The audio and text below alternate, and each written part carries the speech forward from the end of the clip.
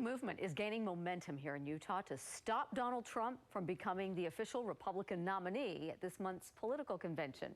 Political specialist Lad Egan joins us live to explain.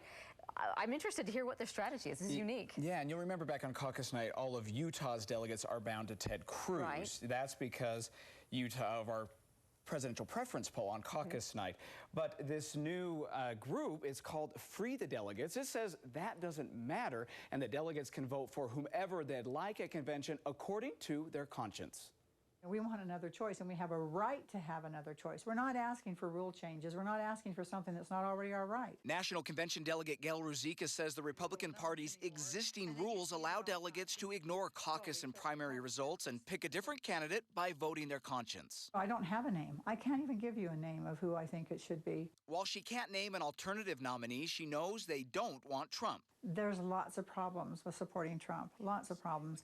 You know, he's been a womanizer. He has no respect for women. He's a bully. He treats people with such disrespect. What kind of an example is that for the children? The Free the Delegates movement claims to have more than 400 delegates on board. Trump currently has more than 1,500 delegates, plenty to secure the nomination. But if 400 of his bound delegates go away, that would put Trump under the magic number of 1,237, triggering a second round of voting and creating more unbound delegates. I understand that's their interpretation, but I'm not sure that's the interpretation. It doesn't appear to be the interpretation from the legal counsel. Barring a significant change, Utah GOP Chairman James Evans says he doesn't think the idea will work. Besides, he says, round one at the convention is already decided. Based on the rules as we understand them, is that we're bound to Ted Cruz because he got a majority of the vote in Utah.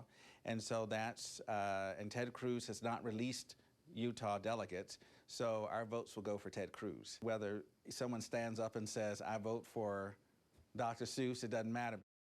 The Free the Delegates movement says it wants the convention's rules committee to ensure that delegates won't be punished by voting their conscience. We did reach out to Utahns for Trump for comment. You know, they say that Trump won these delegates nationwide fair and square and that this type of movement is a distraction from the issues. So whether they are legal in doing what they want, certainly this movement shows a growing sentiment in the Republican Party. Yeah, and it's against Trump, but as you heard there, they don't have another nominee in mind.